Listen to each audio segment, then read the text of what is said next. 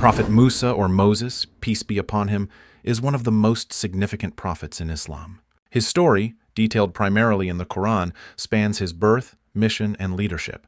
What follow is a brief summary of the encounter of Prophet Musa, upon whom be peace, with Pharaoh, and an overview of the reigns of Ramesses II and Merneptah, the two pharaohs most commonly associated with the story.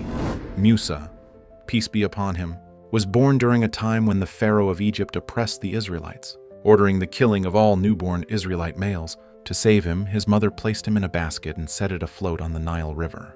He was discovered by Pharaoh's wife, Asiya, who raised him in the royal palace. As a young man, Musa, peace be upon him, fled to Midian, where he helped two women water their flocks and was taken in by their father.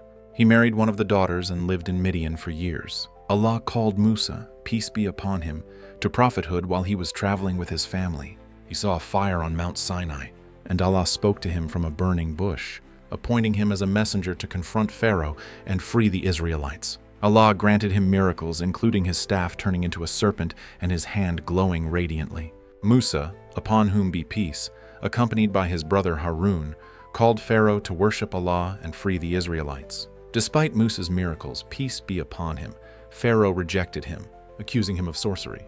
Allah sent plagues to Egypt as signs, but Pharaoh remained defiant. Allah commanded Musa, peace be upon him, to lead the Israelites out of Egypt. Pursued by Pharaoh's army, Musa, peace be upon him, through Allah's miracle, parted the Red Sea, allowing the Israelites to cross safely. When Pharaoh's army followed, the sea closed, drowning them. The Pharaoh in the story of Prophet Musa, peace be upon him, is not explicitly named in the Quran or most Islamic sources. The Quran refers to him simply as Pharaoh, the title for Egyptian rulers at that specific time. However, based on historical and biblical correlations, many scholars and historians suggest that the Pharaoh during Musa's time, peace be upon him, was likely Ramesses II or his successor Merneptah, as their reigns align with the approximate period of the Exodus narrative.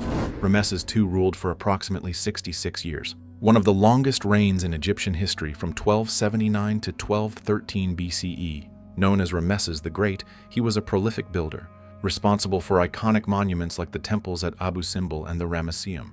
He also expanded Egypt's influence through military campaigns and diplomacy, notably signing the first recorded peace treaty in history with the Hittites after the Battle of Kadesh in 1274 BCE. His reign was marked by prosperity, large-scale construction, and a strong centralized state, though later years saw economic strain and challenges from external threats like the Sea Peoples. Ramesses II is often linked to the Pharaoh of the oppression due to his extensive use of forced labor for monumental projects, which aligns with the Quranic and biblical accounts of the Israelites' enslavement in Egypt. His long reign and powerful rule match the image of a dominant pharaoh in the story of Musa. The extensive building projects, which likely involved large labor forces, could correlate with the enslavement of the Israelites. The city of Pi-Ramesses, mentioned in the Bible as a city built by the Israelites, was Ramesses II's capital, strengthening the association. His fame and the grandeur of his reign make him a plausible candidate for the pharaoh in religious narratives, as the story portrays a powerful ruler. Merneptah ruled for about 10 years, succeeding his father Ramesses II from 1213 to 1203 BCE. Known for maintaining Egypt's stability after Ramesses II's long reign, he conducted military campaigns to suppress rebellions in Canaan and Libya. The Merneptah Stele, a victory monument, is significant as it contains the earliest known reference to Israel as a people, suggesting their presence in the region during his reign. Merneptah rule faced threats from the Sea Peoples and internal economic difficulties, but it was relatively stable compared to later periods. The mention of Israel on the stele places a group identified as Israelites in Canaan during his reign, which aligns with the timeline of the Exodus in some interpretations, suggesting Musa's confrontation, peace be upon him, with the pharaoh occurred during or shortly before Merneptah's rule.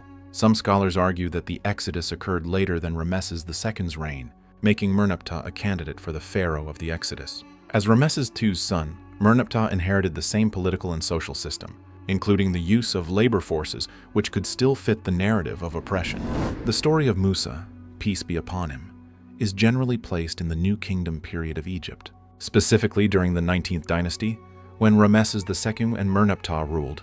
This period aligns with the estimated time frame of the Exodus based on biblical and historical reconstructions. The Quran and Bible describe a powerful pharaoh ruling over a prosperous yet oppressive Egypt, which fits the reigns of both Ramesses II and Merneptah. Ramesses II is favored for his long oppressive reign, while Merneptah is considered due to the stele's mention of Israel, placing the Israelites in a relevant historical context. Islamic tradition focuses more on the spiritual and moral lessons of the story rather than specific historical details, so the pharaoh's identity is not emphasized. Some modern scholars also propose other pharaohs, but Ramesses II is the most commonly associated due to his long reign and prominence in Egyptian history.